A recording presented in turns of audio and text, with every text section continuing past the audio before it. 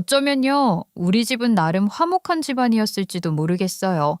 아빠 사업이 망하기 전까지는요, 그때까지만 해도 오빠랑 저는 부모님 사랑을 듬뿍 받으면서 자랐고, 아빠가 벌어오시는 돈도 많으니까 겉으로 보기엔 남들 부러울 거 하나 없는 집이었거든요. 우리 가족 모두가 그 모든 게 아빠 덕이라고 믿고 살던 시절이었죠. 아빠는요, 남들 앞에 나서는 걸 정말 좋아했던 사람이었어요. 그냥 좋아하는 정도가 아니라 본인이 중심이 안 되면 안 되는 스타일이었달까요. 어릴 적 기억을 떠올려 보면 항상 아빠 주변에는 사람들이 있었고 그 사람들 앞에서 아빠는 꼭 한 번씩은 돈 이야기를 꺼냈던 것 같아요. 사업이 잘 되고 있었던 시기라 그런지 지갑도 쉽게 여셨고, 아니 오히려 나서서 계산을 하실 때가 많았어요. 당당한 걸 넘어서 거의 과시 수준이었죠. 임마들아, 오늘 이 형님이 쏜다. 내가 일개 회사원인 너네랑 술 마시면서 쪽팔리게 더치페이 할 수는 없지 않냐? 그치? 너네 다 편하게 먹고 마셔. 내가 다 책임질 테니까 괜히 눈치 보지 말고 시키고 싶은 거 다 시켜. 이야, 장근택이 진짜 멋있다. 우리 동창들 중에서 너가 제일 성공하지 않았냐? 역시 우리 장 사장 진짜 쌍남자야, 쌍남자. 내가 형님을 모시고 싶다니까. 진짜 옆에서 보고 배우고 싶습니다. 형님 같은 사람이 있어야 세상이 돌아가는 거 아니겠어요? 에이, 자식들이 회사에서 방을 좀 잘 흔들었나 봐. 사람 말이야, 쓸 때 쓸 줄 알아야 되는 거거든. 쥐고만 있으면 뭐하나. 이렇게 사람들하고 쓰고 웃고 해야지. 너희도 복 받은 줄 알아. 초등학교 같이 다녔다고 이렇게 챙겨주는 친구가 어디 있냐? 어? 그런 말을 들을 때마다 아빠는 더 신이 나셨고 표정도 더 거들먹거려졌어요. 그게 딱 보였거든요. 저는 그걸 보면서 그냥 멋있다고만 생각했어요. 우리 아빠가 저렇게 인정받는 사람이구나 싶어서 괜히 어깨가 으쓱해지기도 했고요. 그게 나중에 커서 보니까요. 그냥 이용당한 거더라고요. 지갑을 아주 팔락팔락 잘도 여니까 물주로 두고 비위 맞춰준 건데 그걸 몰랐나 봐요. 집에서도 아빠는 비슷했어요. 아니, 어쩌면 집에서는 더 노골적이었을지도 모르겠네요. 저랑 오빠한테 좋은 옷을 사주고 뭐 하고 싶다고 하면 웬만하면 다 해줬습니다. 지금 생각해보면 그게 사랑이기도 했겠지만 동시에 본인 과시 수단이었던 것 같거든요. 항상 그 뒤에 말이 붙었으니까요. 이거 봐라. 이런 거 아무나 입는 거 아니다. 아빠가 돈이 많아서 너희가 이런 것도 입어보는 거지. 밖에 나가서 친구들 옷 한번 봐봐. 다 시장대기에서 사온 싸구려 옷 입고 있지. 너희는 누가 물어보면 아빠가 백화점에서 사준 거라고 해? 아빠, 고맙습니다. 그런데 나 내일 학교 갈 때 입어도 돼요? 나중에 소풍 갈 때 입을까요? 뭐? 옷을 왜 아껴? 그냥 입어. 그냥 입고 소풍 갈 때 또 사면 되지. 봐라, 연기야. 고아원에서 자라는 애들은 이런 거 한 번을 평생 못 입어봐. 너는 그런 애들보다 훨씬 좋은 환경에서 사는 거야. 그러니까 아빠한테 감사할 줄 알아야지. 당연할 줄 알면 안 된다. 그 말을 진짜 자주 했어요. 밥 먹을 때도, 옷 사줄 때도, 어디 놀러 갈 때도 꼭 한 번씩은 그 얘기가 나왔습니다. 그러니까 어릴 때는 어떻게 되냐면요. 아, 이게 다 아빠 덕이구나. 이 생각이 자연스럽게 박히더라고요. 실제로도 일단 물질적으로 계속 제가 받는 게 있으니까요. 감사함을 가지면서 살아야 한다는 말에 절로 고개가 끄덕여졌거든요. 저는 그래서 아빠가 좋았어요. 진짜로요. 그냥 좋은 게 아니라 거의 슈퍼맨처럼 느껴졌어요. 친구들 아빠랑 비교해도 꿀릴 게 없다고 생각했고 오히려 더 잘난 사람이라고 믿었습니다. 뭐든지 다 해줄 수 있는 사람, 돈도 많고 사람들한테 인정도 받는 사람, 그런 사람이 제 아빠라는 게 자랑스러웠거든요. 아빠는 늘 그렇게 말했어요. 모든 게 아빠 덕이라고 생각하면서 살라고요. 그걸 아무렇지 않게 반복했고 저는 그걸 그대로 받아들였어요. 그때는 그게 이상하다는 생각 자체를 못했거든요. 그냥 그렇게 사는 게 맞는 줄 알았어요. 우리 집은 계속 이렇게 갈 거라고, 아빠는 계속 돈을 벌 거고, 우리는 계속 잘 살 거라고 아무 의심 없이 믿고 있었던 겁니다. 아빠는 적선도 많이 했어요. 그건 진짜 좋은 일이긴 하잖아요. 불쌍한 사람들 도와주는 거, 사람들 챙기는 거, 그런 걸 보고 자라니까 우리 아빠는 진짜 대단한 사람이다 이런 생각을 했었죠. 근데 그게 적선이 아니라 거의 위선에 가까운 거였더라고요. 한 번은 이런 적도 있었어요. 아빠 친구 중에 늘 돈이 없어서 빌빌거리는 사람이 있었거든요. 사실 제가 그걸 알게 된 것도 다 아빠가 집에서 그분 뒷담화를 해서 안 건데요. 아무튼 그날도 그 친구분이 우리 집에서 열린 모임에 온 날이었어요. 야, 근태가 나 진짜 요즘 죽겠다. 회사도 잘릴 판이고 집에 애들 있는데 생활이 안 들어간다. 솔직히 말해서 밥값도 부담돼. 나 오늘 그냥 빠질까 했는데 너가 나오라 그래서 온 거야. 야, 그런 소리 하지 마라. 친구 만나서 밥 한 끼 먹는데 눈치 보고 있냐? 자, 이거 받아. 가서 애들 용돈이나 줘. 아빠 체면은 세워야 할 거 아니냐? 아니, 이게 뭐야? 야, 이걸 어떻게 그냥 받냐? 나 진짜 부담된다니까. 하여간 사람 좋은 자식. 내가 나중에 꼭 갚을게. 아니면 다음에 내가 밥 살게. 야, 됐다니까. 내가 너한테 얻을 게 있어서 이러겠냐? 안 그러냐, 얘들아? 아, 맞아, 임마. 근태기가 챙겨줄 때 받아. 진짜 고맙다. 내가 진짜 너 같은 친구 둔 게 복이지. 나중에 내가 어떻게든 이 은혜 갚을게. 그걸 옆에서 보고 있던 저는요, 진짜 우리 아빠가 대인배라고 생각했어요. 친구 힘들다고 저렇게 아무렇지 않게 돈을 쥐어주는 사람이 어디 있냐 싶었거든요. 괜히 뿌듯해가지고 엄마한테 가서 떠들었던 기억도 있어요. 엄마, 아빠 진짜 멋있지 않아? 친구 힘들다고 돈도 막 주고 우리 아빠 진짜 착한 것 같아. 그래, 너희 아빠가 사람 챙기는 건 잘하지. 근데 그런 것도 정도껏 해야 하는 건데. 아니, 왜요? 좋은 일 하는 건데 많이 하면 좋은 거 아니야? 엄마는 왜 그렇게 말해? 됐어. 연기 너는 숙제 다 했어? 아버지 친구분들 노시는데 얼쩡거리지 말고 방에 들어가 있어. 그때는 엄마 말이 무슨 뜻인지 하나도 몰랐어요. 그냥 왜 저렇게 좋은 일을 하는데 뭐라고 하지? 이런 생각만 들었거든요. 아빠는 무역 사업을 하고 있었는데요. 그때 당시에는 물건이 어찌나 많이 들어오는지 숨을 쉴 틈이 없다고 맨날 말했어요. 집에 와서도 전화는 계속 울리고 직원들 이름 부르면서 소리치는 일도 많았고요. 야, 그 컨테이너 아직 안 들어왔어? 아니, 내가 어제까지 정리하라고 했잖아. 지금 물량 밀리면 다 손해로 이어지는 거야. 정신 안 차릴래? 거래처 전화 오면 바로 연결해. 근세가 너 회사 진짜 잘 나간다. 물건이 끊이질 않네. 너 혼자 다 처리하는 거 아니냐? 직원들 더 뽑아야 되는 거 아니야? 그래서 요즘 고민이다. 사람을 더 쓰긴 써야 되는데 아무나 쓸 수도 없고. 아, 맞다. 너 요즘 일 없다며? 시간 되면 우리 회사 나와라. 내가 자리 하나 만들어줄게. 진짜냐? 나 지금 백수라 죽겠다. 뭐든 할게. 청소든 뭐든 시키는 거 다 할게. 나 좀 살려줘라. 근데요, 그게요. 그때는 몰랐는데 나중에 보니까 전부 다 보여주기 식이었더라고요. 아빠가 남을 돕는 건 어디 기부를 한다거나 기금을 넣는다거나 그런 건 한 번도 없었고 항상 주변 사람들, 그것도 본인이 보여줄 수 있는 사람들한테만 그렇게 했어요. 그리고 더 웃긴 건요. 그렇게 회사에 데려다 놓은 친구들한테 하는 대우였어요.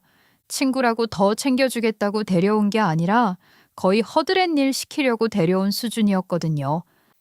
야, 너 지금 뭐 하는 거냐? 이거 정리하라고 했지? 이런 것도 제대로 못하면 여기서 뭐 할 건데? 친구라고 봐주니까 일을 이렇게 대충 하는 거야? 아니, 근태가 내가 처음이라서 그런 거지. 조금만 더 알려주면 금방 익힐 수 있다. 나 진짜 열심히 하려고 하는 거야. 열심히? 열심히 하는 게 이거냐? 야, 너 내가 여기 왜 불렀는지 알아? 먹고 살 길 없어서 불러준 거야. 친구라서 봐주는 거지. 다른 사람이었으면 징작 잘랐어, 이 자식아. 그렇게 사람들 앞에서는 베푸는 척하고 뒤에서는 자기 밑에 있는 사람으로 취급하면서 존중도 잘 안 해줬거든요. 근데요, 그렇게 살던 사람의 끝이 좋을 리가 있겠어요. IMF가 터졌을 때였어요. 그때가 어떻게 돌아가는지도 잘 몰랐던 시절이었는데 집 분위기가 갑자기 확 바뀌기 시작했거든요. 전화벨이 쉴 새 없이 울리고 아빠 목소리는 점점 커지고 집 안 공기가 이상하게 돌아가기 시작했어요. 이야, 지금 뭐라는 거야? 갑자기 거래 끊긴 게 말이 되냐고? 계약 다 해놓고 이제 와서 못 받겠다고 하면 나는 뭐가 되냐? 아니 이거 장난하는 거야 지금? 사장님, 지금 다른 데도 다 난리입니다. 거래처들 줄줄이 끊기고 있고요. 환율이 갑자기 올라서 수입 물량 다 막히고 있습니다. 저희만 그런 게 아니라 전부 다 상황이 안 좋습니다. 그래서 손 놓고 있으라는 거야? 야, 어떻게든 뚫어. 이거 못 막으면 우리 회사 바로 무너지는 거야. 정신 안 차릴래? 사장님, 이미 막을 수 있는 수준이 아닙니다. 지금 은행에서도 연락 왔습니다. 대출 회수 들어온다고. 그날 이후로요, 진짜 말 그대로 한 방이었어요. 그렇게 잘 나가던 상업이 순식간에 고꾸라졌고요. 아빠는 그동안 가지고 있던 모든 걸 그대로 날려버린 거예요. 전 솔직히 그때까지도 이렇게 생각했거든요. 그래도 아빠가 그동안 그렇게 베풀면서 살았는데 누가 하나쯤은 도와주지 않을까 싶었어요. 그렇게 돈을 쓰고 사람을 챙겼으니까 당연히 돌아오는 것도 있을 거라고 생각했지요. 어린 마음에도 그 정도는 기대하게 되더라고요. 근데요, 그게요, 완전히 반대였어요. 겉으로는 아무 일 없는 것처럼 굴던 사람들이 뒤에서는 전혀 다른 말을 하고 있었어요. 엄마가 밖에 나갔다 들어올 때마다 표정이 점점 굳어갔는데 나중에야 이유를 알게 됐거든요. 그동안 아빠랑 웃으면서 밥 먹고 술 마시던 사람들이 뒤에서는 아빠를 두고 말이 정말 심하게 돌고 있었던 거예요. 꼴 좋다느니 그렇게 돈 좀 있다고 으스대고 사람들 무시하더니 업보 돌려받은 거라느니 그런 소리가 여기저기서 나오고 있었죠. 그걸 듣고 나니까요, 저는 좀 이상하더라고요. 아니, 그렇게 얻어먹고 살았으면 최소한 입이라도 다물고 있어야 되는 거 아닌가 싶었거든요. 근데 그런 건 전혀 없었어요. 오히려 더 신나서 씹는 분위기였죠. 그때부터였어요. 아빠가 했던 게 진짜 베푼 게 맞나? 이런 생각이 슬슬 들기 시작한 게요. 엄마는 그때부터 가만히 있지를 못했어요. 집안 상황이 이미 빚더미였으니까요. 전화기를 붙잡고 하루 종일 누구한테 연락을 돌렸고 직접 찾아 나가는 날도 많아졌어요. 돈을 빌리러 다닌 거죠. 집에 빨간 딱지가 붙을 상황이니까 뭐라도 해야 했던 거예요. 그때 엄마 모습이 아직도 기억나요. 옷 갈아입고 나갈 때마다 한숨을 한 번씩 쉬고 나갔거든요. 근데 그 와중에도 아빠는요, 전혀 움직일 생각을 안 했어요. 아니, 못한 게 아니라 안 한 거였어요. 끝까지 자기 체면을 들먹이면서 버티고 있었거든요.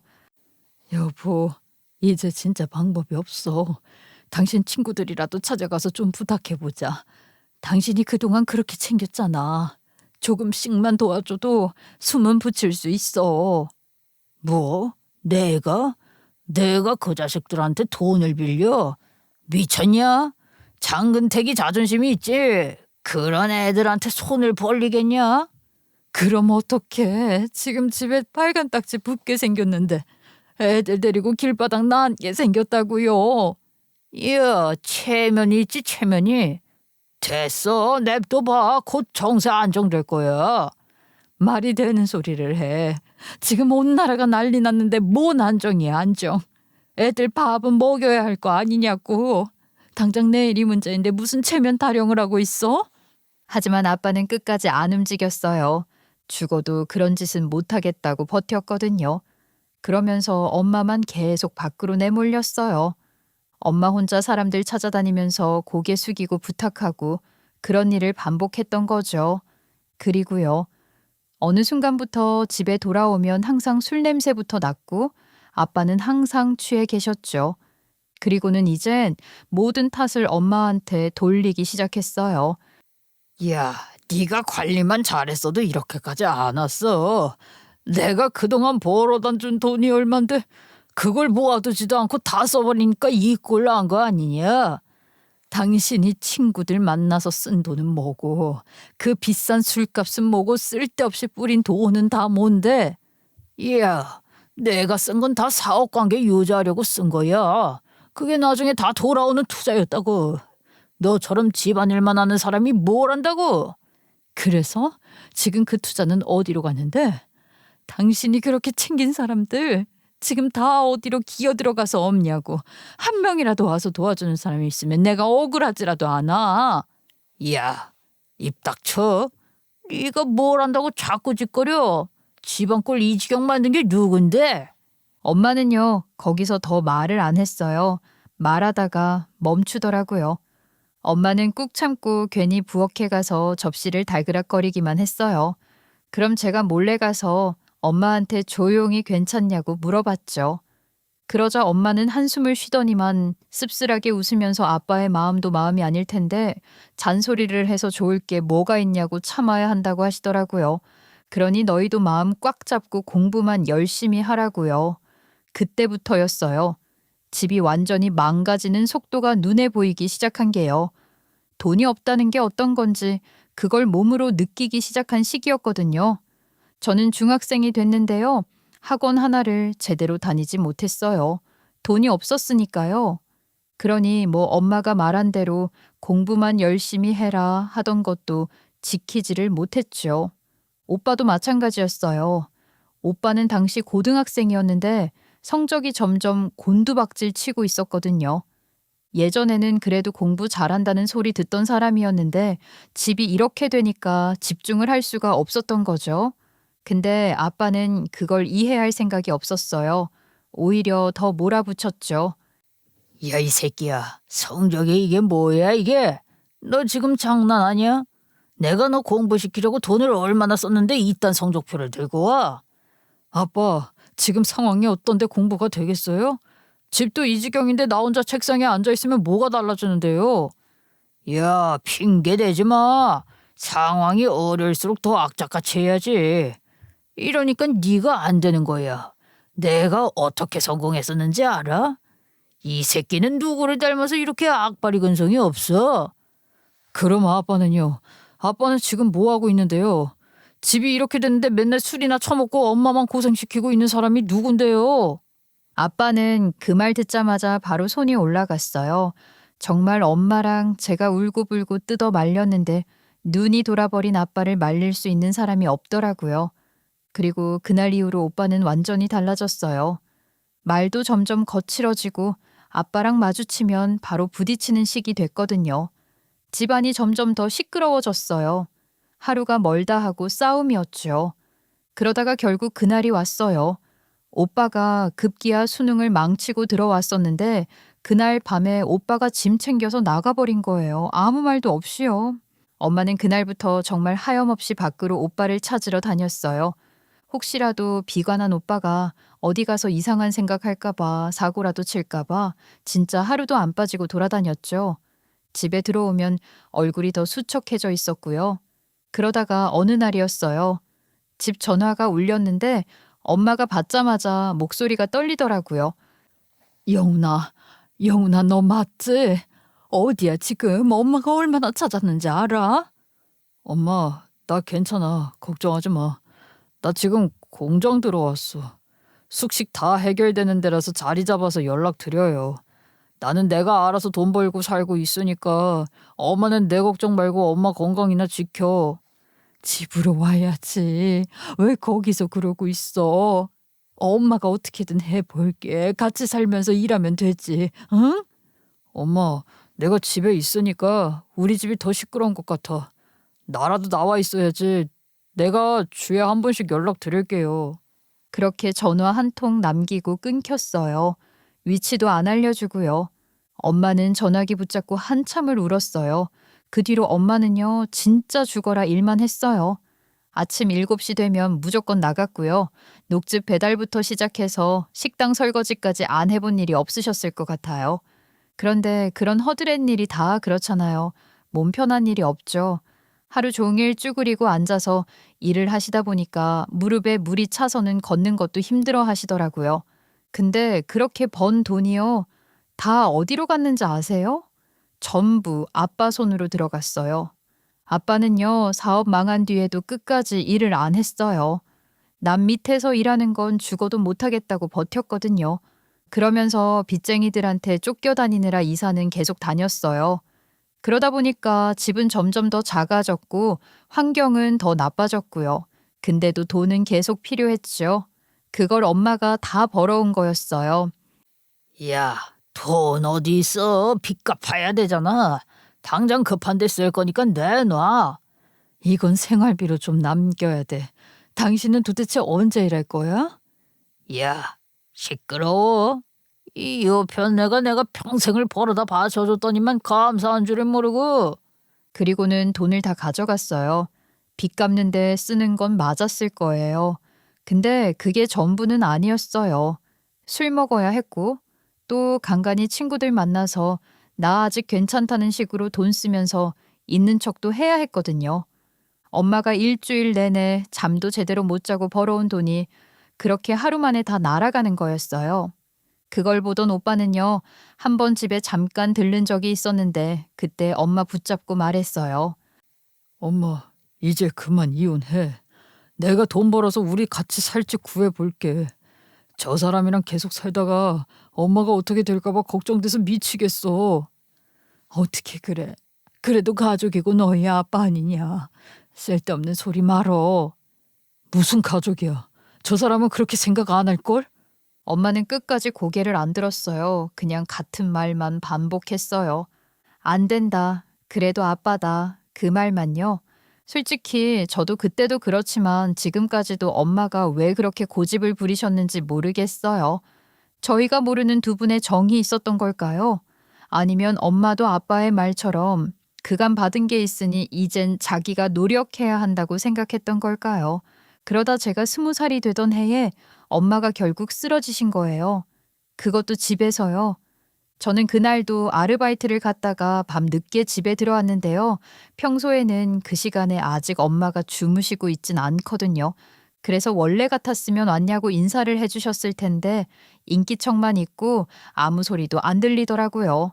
그래서 엄마 아빠 같이 쓰시는 안방으로 들어갔는데요. 엄마가 바닥에 쓰러져 있는 거예요. 처음엔 혹시 잠깐 누워 있다가 잠드신 건가 싶더라고요. 근데 자세가 이상했어요. 사람이 자는 자세가 아니라 그냥 힘 풀려서 쓰러진 느낌이었거든요. 엄마 자? 근데 제가 불러도 엄마가 안 일어나시는 거예요. 그때 아빠는 그 옆에서 술을 마시고 있었거든요. 큰 머그컵에 소주를 담아서요. 그래서 물어봤죠. 아빠, 엄마 왜 이래요? 엄마 왜 이렇게 누워있어요?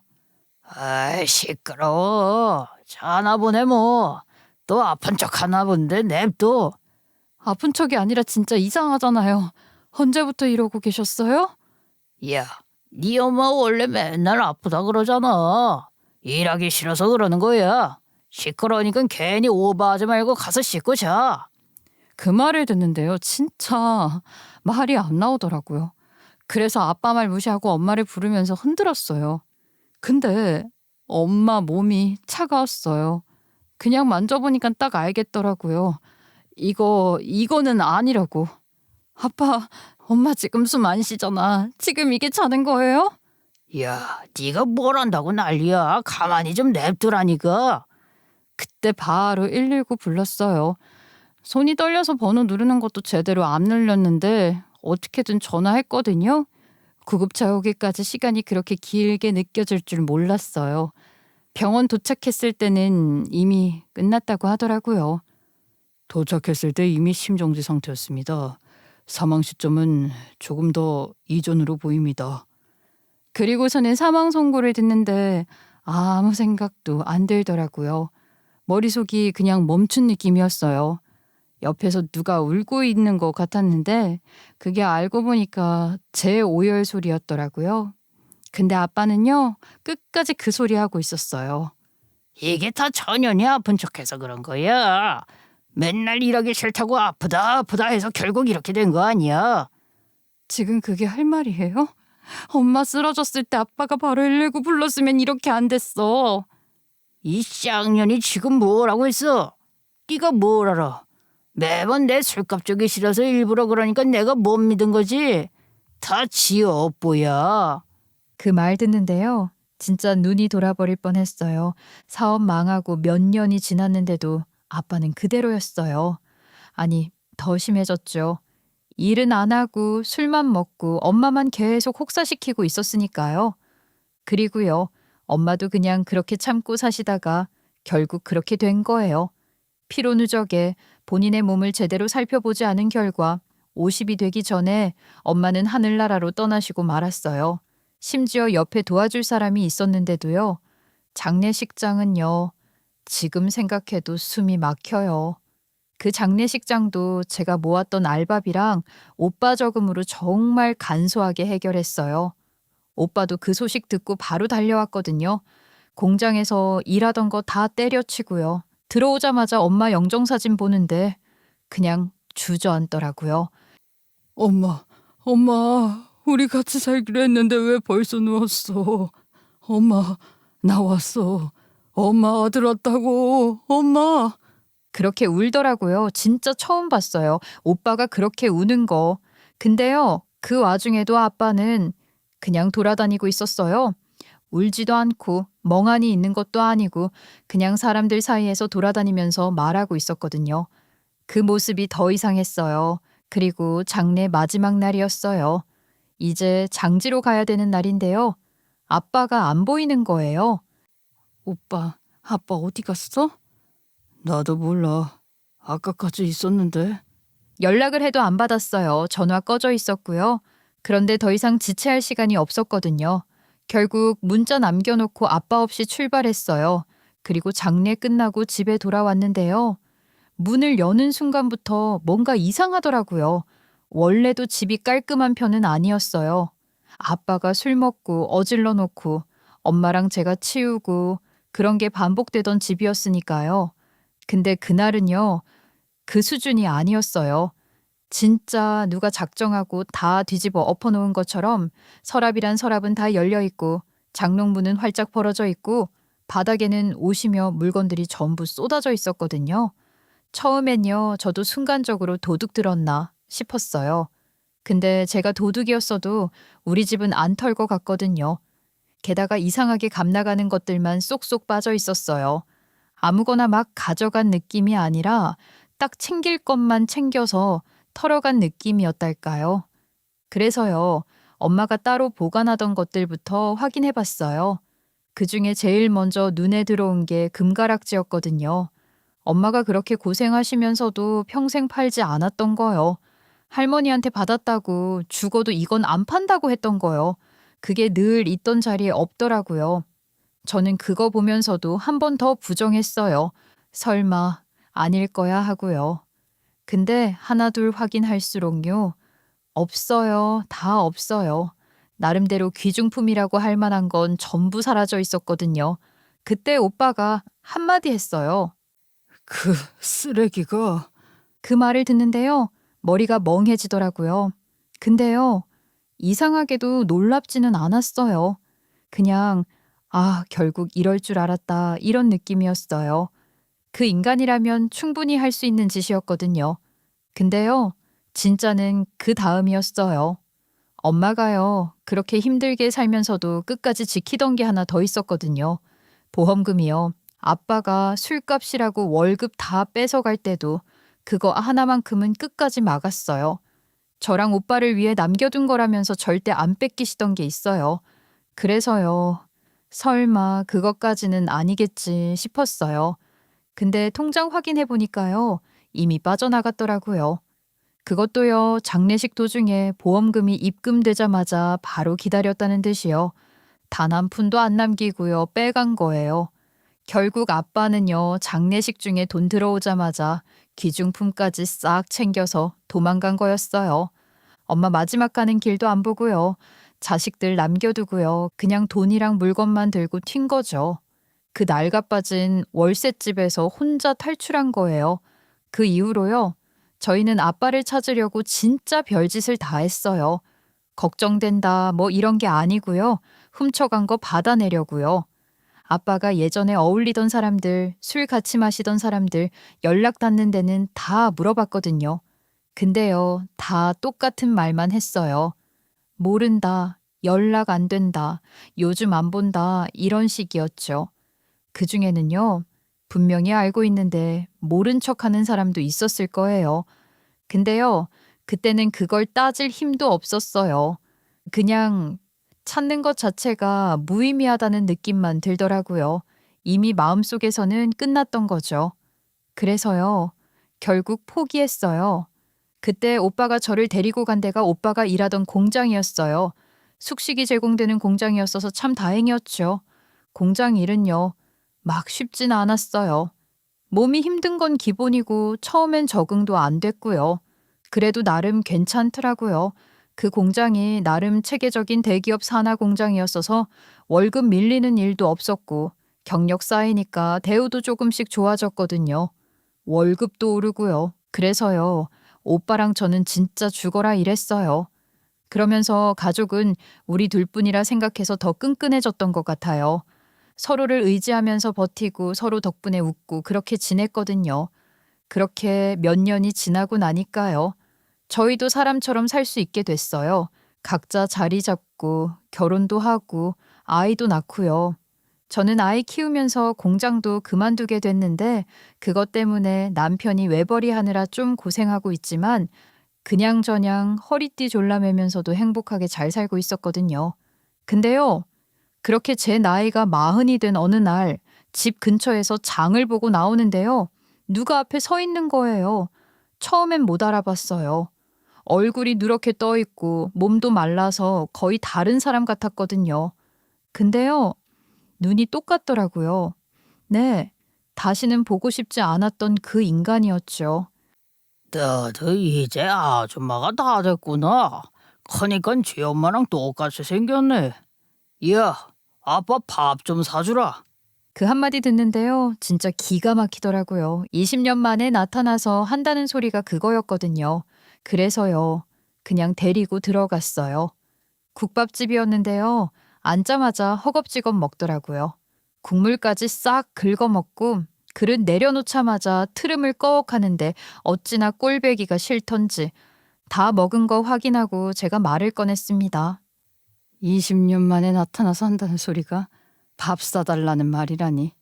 밥 한 끼 먹을 돈 없어서 찾아온 거예요? 아니면 또 뭐 뜯어갈 거 있어서 온 거예요? 야, 애비한테 말하는 싸가지가 그게 뭐냐? 니네 어릴 때 먹이고 입혀주고 했던 게 다 얼만데 밥 한 끼도 못 얻어먹어? 그래서요. 밥 먹었으면 됐잖아요. 이제 가시면 되겠네요. 설마 그걸로 끝이 아닐 것 같은데 또 뭘 해달라고 하려고요? 그래, 너가 내 딸이라 눈치는 있구나. 하나만 해줘라. 어려운 일도 아니야. 네 간 좀 떼어줘라. 순간요. 제가 잘못 들은 줄 알았어요. 뭘 달라고 한 건지 믿기지가 않아서요. 뭐라고요? 간이식 해달라고 간이식. 귓구멍이 막혔나? 내가 지금 상태가 안 좋아. 내가 너 먹여 살리느라 사업도 망하고 빚도 생긴 거 아니냐? 네가 책임져야지. 오빠한테는 말했어요? 걔는 성질 더러워서 말해봤자 소용없어. 너는 그래도 말이 통하잖아. 아, 그래서 저 찾아온 거예요? 만만해서? 이 인간 정말 소름 끼치는 건 이제 건장해졌을 오빠는 무서워서 못 찾아갔다는 거예요. 오빠에게는 찾아갔다가 몰매를 맞을까봐 만만한 저를 찾아온 게 분명했죠. 장남인 오빠에게는 연락도 못했더라 이 말입니다. 그렇게 이 인간을 보니까 참 많이 늙었더라고요. 다 늙어선지 아쉬울 때 되니까 버리고 도망쳤던 자식 앞에 나타난 꼴이 퍽이나 처량했습니다. 저는 기가 막혀서는 절대 떼어줄 일 없으니까 다신 찾아오지 말고 오빠한테도 연락하지 말라고 못 받고선 자리 박차고 나왔네요. 그런데 며칠이나 지났을까요? 집 앞에서 일이 터졌거든요. 그것도 하필이면 제 애들 앞에서요. 그날 애들이 놀이터에서 놀고 오겠다고 나가더니 30분도 안 돼서 다시 들어오더라고요. 그래서 벌써 왔냐고 물어봤더니 작은 애가 어떤 할아버지가 자기들 할아버지라고 했다는 거예요. 누나가 엄마한테 말하고 그래서 왔다는 말을 듣는데 머리가 쭉 식더라고요. 설마 하는 마음으로 작은 애 데리고 다시 놀이터로 달려갔더니만 그 인간이 서 있었어요. 큰애 앞에서 웃고 있더라고요. 그 웃는 얼굴이요. 진짜 더럽게 느껴졌어요. 야, 이게 네 애들이냐? 어? 조그만 것들이 내가 할아버지라는데 인사도 제대로 안 하고 말이야. 너는 애들 교육을 어떻게 시키는 거야? 어?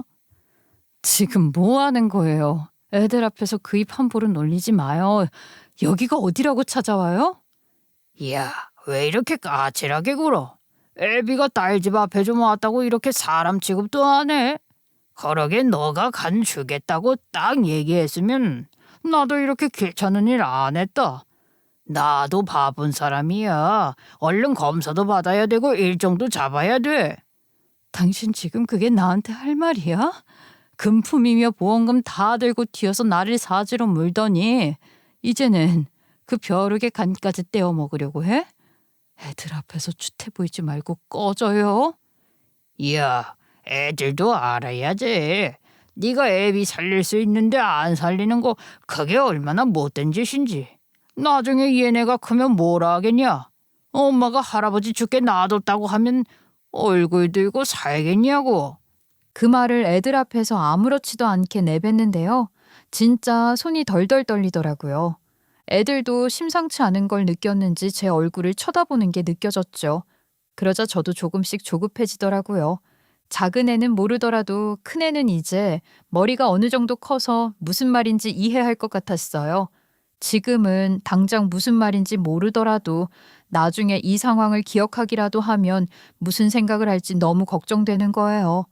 그래서 저도 여기서 확실하게 끝내야겠다 싶더라고요. 그래요. 해줄게요. 자식 된 돌이 내가 꼭 해드릴게요. 역시 핏줄은 못 속인다니까. 진작 이렇게 나오지 그랬냐. 괜히 사람 피 말리게 하고 말이야. 그 인간이 아주 신나서 웃는데 배알이 꼴린다는 게 이런 기분일까 싶더라고요. 하지만 저는 일단 이 상황에서 벗어나는 게 중요했어요. 그렇게 일단 정리된 줄 알았는데요. 우리 큰애가 역시 이 일이 예사롭지 않은 일이라고 생각했었나 봐요. 저랑 오빠가 서로 하나뿐인 가족이라 끈끈하게 지낸다고 말씀드렸었잖아요. 그래서 각자 결혼한 뒤에도 주기적으로 부부끼리 같이 만나왔고 애들 큰 이후에도 교류를 많이 하고 있었어서 저희 애들도 자기들 삼촌을 많이 따른단 말이죠. 그래서 큰 애가 이 일을 삼촌한테 얘기했나 봐요. 얼마 안 돼서 오빠한테 전화가 왔거든요. 전화 받자마자 딱 상황을 파악했죠. 내가 소윤이한테 들은 게 사실이 맞아? 그 인간이 찾아왔다고? 아, 사실 저번에 나 따로 찾아와서 간 떼어달라고 하는 거 있지? 그때 다신 찾아오지 말라고 하고 쫓아냈는데 나 몰래 애들한테 말을 걸었었나 봐. 어디 가서 산지 죽은지도 모르게 그렇게 살지. 왜 이제 와서? 근데 그게 중요한 게 아니라 너 간이식 해준다고 했다며 너 제정신이야 지금? 오빠 일단 진정 좀 하고 내 말부터 들어봐. 뭘 진정을 해? 그 인간이 어떤 인간인지 까먹었어? 우리가 제일 힘들고 슬플 때 우리의 뒤통수를 친 인간이야. 20년 만에 찾아와서 해달라는 말이 간이식 해달라는 인간인데 그런 인간 때문에 너가 왜 희생을 하냐고. 오빠 나도 알아. 그런데 그 인간이 애들 앞에서 내가 할아버지 죽게 놔둔다니 뭐니 하는데 어떻게 모른 척을 해. 너 바보야? 그게 중요해 지금? 너 간이식 부작용이 얼마나 심한지는 알아? 그거 한 번 잘못되면 평생 못 망가지는 거야. 하나뿐인 내 동생이 왜 그런 바보짓을 하냐고 왜? 오빠가요. 저한테 그렇게 화내는 건 정말 오랜만이었어요. 심지어는 그렇게 소리치다가 결국 울더라고요. 그래서 그날 저녁에 다 같이 모였어요. 남편, 오빠, 그리고 새언니까지요. 다들 표정이 하나같이 굳어 있었어요. 무슨 말을 해야 할지 아는데 어떻게 꺼내야 할지 모르는 얼굴들이었거든요. 결국 남편이 먼저 말을 꺼내더라고요. 여보, 그 사람 당신 아버지 아니야. 나도 장인어른 없다고 생각하고 솔직히 말해서 남보다도 못한 사람이라고 생각해. 그런 사람한테 간이식 해주는 건 당신이 감당할 일이 아니야. 이건 아니지. 애들 생각해서라도 당신 몸이 더 중요한 거 알았으면 좋겠어. 맞아. 아무리 생각해도 말이 안 돼. 아가씨가 그걸 왜 떼어줘? 소윤이도 애들 아빠 보고 말려달라고 전화한 거래. 애들 걱정은 말어. 지금이라도 늦지 않았어. 안 한다고 해.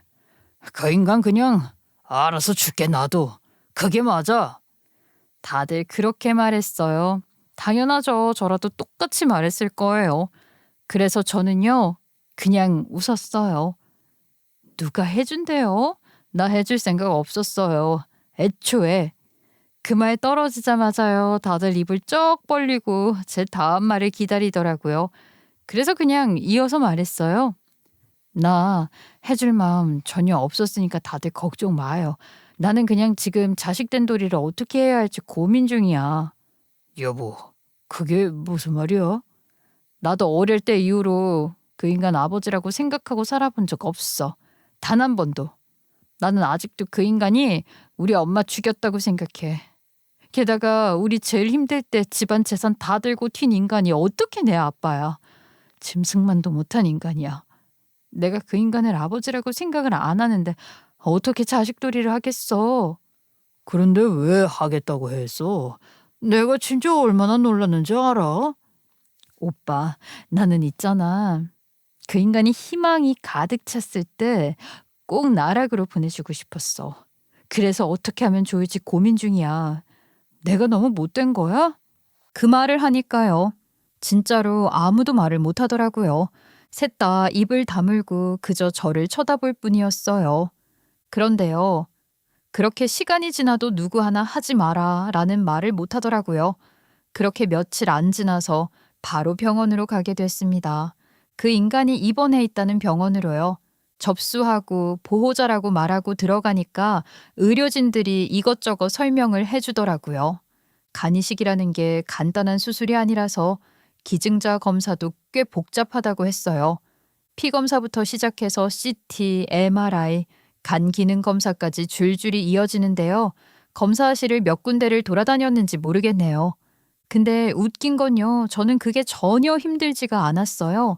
오히려 속으로 이거 완전 공짜로 건강검진 받는 거 아니냐 싶더라고요. 검사 기다리다가 병실에 올라갔는데요. 아빠가 침대에 누워 있었어요. 링거 맞고 있으면서도 표정이 그리 나쁘지가 않더라고요. 저를 보자마자 바로 입을 열었습니다.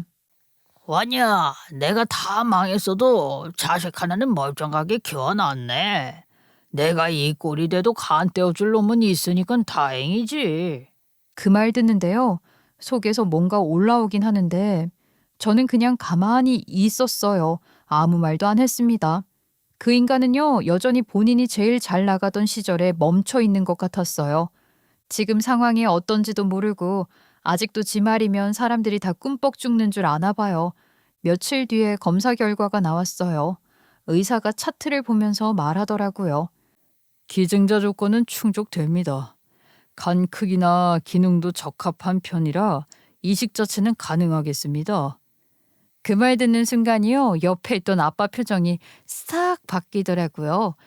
진짜 살았다는 얼굴이었어요. 그리고는 바로 저를 쳐다보면서 웃는데 그 웃음이요. 진짜 역겹더라고요. 봤지? 될 줄 알았다니까. 내가 너한테 찾아간 이유가 다 있었다, 임마. 영훈이 그 자식은 보나마나 술이나 처먹고 간도 더러울 것 같아서 얘기 안 했어, 내가. 진짜 기가 막혔어요. 마치 제 간을 어디 맡겨놨다가 찾으러 온 사람처럼 말하더라고요. 근데 저는 끝까지 아무 말도 안 했어요. 그냥 고개만 끄덕였어요. 그 인간은 그걸 보고 더 확신했겠죠. 얘는 나한테 간 떼어주겠구나 하고요. 그렇게 날짜 잡고 수술 일정까지 쭉 진행됐어요. 저는 중간에 한 번도 흔들리지 않았어요. 오히려 점점 더 차분해지더라고요. 이제 거의 끝이니까요. 그리고요, 드디어 그날이 왔어요. 수술 당일이요. 아침부터 병실이 분주했어요. 의료진들이 왔다 갔다 하면서 준비하고 아빠는 이미 수술 전에 간에 부담 줄이려고 약물 투여받은 상태였거든요. 침대에 누워서도 계속 중얼중얼 거리면서 저를 찾더라고요. 야, 연기야, 겁먹지 마라. 그거 좀 뗀다고 안 죽어. 요즘 의학이 얼마나 발전했는데. 네가 조금만 고생하면 애비 하나 살리는 거야. 좋은 일 하는 거야, 이거. 저는 그 말 들으면서요, 그냥 쳐다만 봤어요. 대답도 안 했고요. 간호사가 와서 저한테 수술복 갈아입으라고 안내하더라고요. 보잡은 이제 준비하셔야 합니다. 이쪽으로 오세요. 그래서 저는 탈의실로 안내받았어요. 수술복을 건네받았는데 그걸 손에 들고 한참을 서 있었죠. 이상하게요. 그 순간이 되니까 시간이 느리게 가는 것 같더라고요. 여기까지 오는데 걸린 시간은 순식간이었는데 막상 이 문턱에서는 발이 딱 멈추는 느낌이었어요. 근데요, 웃기게도 고민은 없었어요. 이미 다 정해놨으니까요. 수술복 들고 다시 나와서 간호사 앞에 섰어요. 그리고는 그대로 돌려줬습니다. 저 수술 안 할게요. 간호사 표정이 순간 굳더라고요. 네? 지금 무슨 말씀이세요? 지금 들어가셔야 하는데요. 네, 안 할 거예요. 그때 그 인간은 수술실로 들어가기 직전이었거든요. 그러다가 문 앞에서 그 소리를 들은 거예요. 야, 임마, 방금 뭐라고 했어? 저는 일부러 더 크게 말했어요. 다 들으라고요. 이식 수술이요. 저 안 하겠다고요. 야, 이 미친년아. 지금 뭐라는 거야? 나 지금 약까지 다 맞았어. 너 이식 수술이 장난이야? 너가 지금 하는 짓이 뭔 줄 알아? 살인이야, 살인. 의료진들도 당황해서 저랑 아빠 번갈아 보면서 어쩔 줄 몰라 하고 있었고요. 그래서 어쩌라고요. 죽으면 되는 거 아니에요? 저는 저 인간 같지도 않은 인간에게 재간 못 줘요. 이 쌍년이, 너 지금 진짜 제정신 아니지? 키워준 은혜도 모르는 년. 내년은 지옥불에 떨어질 거다. 은혜요? 뭐가 어디서부터 어디까지 키워주는 애인데요? 저희 버리고 도망간 그날이요? 엄마 장례식 때요? 보험금이랑 금 다 챙겨서 튄 그날이요? 저한테 아빠는 그날 이후로 죽은 사람이었어요. 아까까지 욕하던 사람이요. 갑자기 목소리가 바뀌더라고요. 울먹이면서 애원하는데 솔직히 말하면요. 아무 느낌도 없었어요. 진짜로요. 하나도 안 불쌍했어요. 그 인간 입장에서는 정말 상상을 초월한 복수였겠지요. 의료진들은 지금 이 문 밖으로 나가면 돌이킬 수 없다고 강요는 할 수 없지만 다시 생각해보라고 하더라고요. 사실 오늘 수술 준비까지 싹 마치셨을 텐데 저한테 이용당한 거나 마찬가지니까 죄송하긴 하더라고요. 그래서 의료진 분들한테는 고개 꾸벅 숙여서 사과드리면서도 나는 절대 안 한다고 다시 한번 못을 박았습니다. 그런데 그 말을 하는데 저도 모르게 눈물이 주룩주룩 흐르더라고요. 근데 그게요. 마지막 남은 미련이나 그런 게 아니라요. 그냥 왜 이런 인간이 제 아빠인지 왜 나한테 이런 일이 일어나야 했는지 세상이 너무 원망스럽더라고요. 그게 너무 짜증나서 나는 눈물이었어요. 제가 돌아서 나오자마자 의료진들이 분주하게 움직이기 시작했고 결국 수술은 그대로 취소됐어요. 뭐 당연한 수순이었죠. 애초에 제 몸에서 떼어내는 수술인데 제가 안 한다고 하면 끝나는 거니까요. 근데 문제는 그 다음이었어요. 수술이 취소됐다는 말이 떨어지자마자 그 인간이 난리를 치기 시작했거든요. 야, 야, 이건 나 소설해야 된다고. 그년 데려와서 눕혀. 미친년 어디 갔어? 침대에 누운 채로 소리를 지르는데요. 간호사들이랑 의료진들이 달라붙어서 겨우 진정시키고 있었어요. 이미 약물까지 들어간 상태라 몸도 제대로 못 가누면서 발버둥을 치는데 그 꼴이 진짜 말 그대로 추하더라고요. 어떻게 딸년이 이럴 수가 있어. 수술 당일에 도망을 가? 이게 사람이야.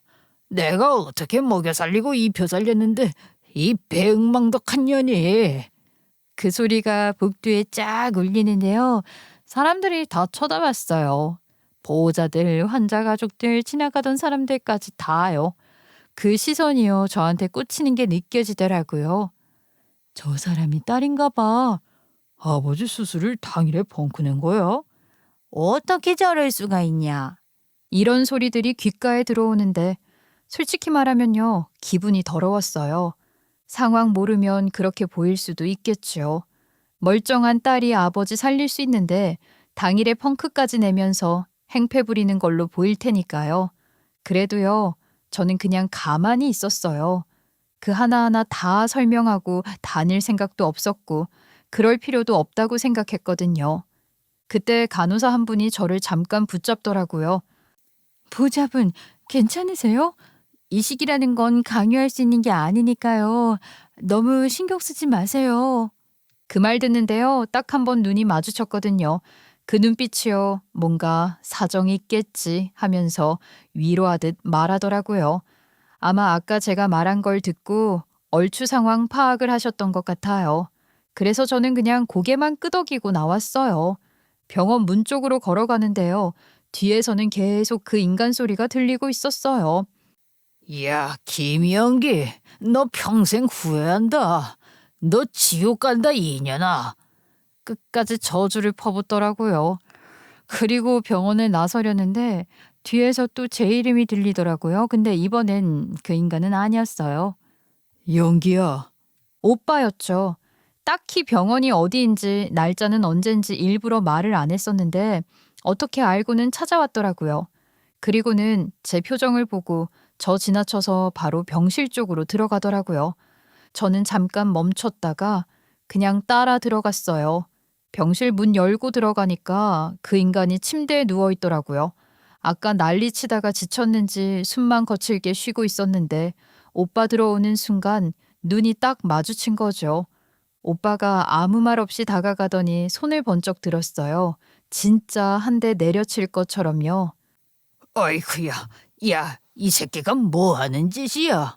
그 인간이 몸을 확 웅크리면서 얼굴부터 가리는데요. 그 모습이 진짜 없어 보이더라고요. 그렇게 허세에 찌들어 살다가 자식들 버리고 도망간 인간이 지금은 그 아들놈한테 한 대 맞을까봐 벌벌 떨고 있으니까요. 근데 오빠가요, 손을 안 내리더라고요. 한참 들고 있다가 그냥 말부터 했어요. 내가 진짜 아빠였으면 한 대 때리고 연 끊었어. 근데 이미 아빠라고 생각도 안 하고 남을 때릴 순 없으니까 내가 참는다. 야, 이 인간 쓰레기야. 어떻게 20년 만에 버리고 간 자식을 찾아와 뻔뻔하게 간이식을 해달라고 말을 할 수 있어? 그 말이어서 쭉 밀어붙이는데요. 그 인간은 정말 제가 만만했었나 봐요. 오빠가 하는 말에는 쫄았는지 말을 못 끼어들더라고요. 하긴 그렇겠죠. 큰 아들은 머리 좀 크니까 자기랑 대판 싸우고 나가서 거의 연 끊고 살았는데 딸인 저는 계속 묵묵히 칼만 갈면서 참고 있었으니까요. 그 사람 느끼기엔 그냥 이용하기 좋았을 것 같아요. 엄마 쓰러진 날 기억 안 나냐? 어? 당신이 옆에서 술이나 처먹느라 엄마 방치해서 엄마가 치료도 못 받고 세상 떠난 거잖아. 그런 주제에 이제는 자식들한테 간까지 떼어달라고? 옆에 남편이 있는데도 끙끙 앓으면서 차가운 방바닥에서 숨이 끊어지셨을 엄마를 생각해서라도 당신은 지옥에 가서 참회라도 해. 그 말을 하는데 오빠도 물 먹은 소리가 나고 저도 그날 엄마의 그 모습이 계속 생각이 나서 눈물이 계속 흐르더라고요. 오빠가 와서 큰 소리로 막 얘기한 덕분인가 아까까지 수군거리던 사람들 소리도 싹 멈췄어요. 그리곤 아까까진 저를 보고 쑥덕거리던 사람들이 저게 사람이야, 짐승이야 하며 아빠를 쳐다봤죠. 제가 멍하니 그 사람들을 훑어봤는데 다들 눈에 경멸 어린 시선이 담긴 걸 보고 왠지 모를 안심감이 들어 한숨을 푹 내쉬고 말았네요. 그렇게 오빠는 제 손을 잡고 병원을 나왔어요. 병원 문을 나서면서도 오빠는 계속 같은 말을 하더라고요. 그 어떤 연락도 받지 말라고요. 병원이든 그 인간이든 전부 다 끊어버리라고요. 저도 이미 마음은 정해져 있었어요. 더 이상 엮일 생각도 없었고 다시 그 인간 목소리를 들을 이유도 없다고 생각했거든요. 후로도 병원에서 연락이 오는 듯 했고 그 인간도 포기하지 않고 계속 연락을 하더라고요. 모르는 번호로 전화가 찍히기도 하고 병원 번호도 몇 번이나 보였거든요. 근데 저는 한 번도 받지 않았어요. 확인조차 안 했어요. 그러다가 어느 순간부터 그렇게 계속 오던 연락이 뚝 끊기더라고요. 그때 알았네요. 이제 그 인간이 이 세상에 없을 거라는 걸요. 나중에 오빠 통해서도 들었는데 오빠가 이미 병원 측에 무연고자 처리를 해달라고 했었대요. 자식이 있어도 유해를 인수하지 않으면 무연고자 처리가 된다고 했다고요. 절차가 좀 번거롭긴 하지만 오빠가 자기가 다 알아서 처리할 테니까 저한테 아무것도 신경 쓰지 말라고 하더라고요. 아마 제가 간이식을 해주지 않아서 그 인간이 죽었다는 식으로 괜한 죄책감 가질까봐 그런 것 같았어요. 근데요, 전 오빠가 그런 걱정해줄 만큼은 아니었어요. 물론 사람 생사에 관여했다는 의식이 아예 없다면 거짓말이겠죠. 사람인데 아무 감정도 없을 수는 없으니까요. 그래도 그걸 신경 쓰면서 살고 싶지는 않았어요. 죄책감이 있어도 없는 척하고 살려고요. 남은 가족이 어떻게 되든 한 번도 돌아보지 않았던 사람을 위해 제 한 몸 바칠 필요 없잖아요. 그런데 죽기 직전까지 저에게 이런 마음까지 심어주고 가다니요. 정말 마지막까지 끔찍한 인간입니다. 그래서 저는 앞으로도 그 사람을 용서할 수 없을 것 같아요. 아마 평생 그렇겠죠. 제가 잘했다는 건 아니에요. 누가 보면 욕할 수도 있겠죠. 그래도 저는 그렇게 할 수밖에 없었다고 생각해요. 그게 앞으로 살아가야 할 저를 위한 선택이었다고 생각합니다. 사실 그래서 이렇게 사연을 올리게 됐어요. 어딘가는 제 얘기를 듣고 제 편을 들어줄 사람이 더 있을 거라고 생각했거든요. 그리고 저의 이야기가 저와 비슷한 아픔을 겪은 분들께 용기와 위로가 되길 바랍니다. 들어주셔서 감사합니다.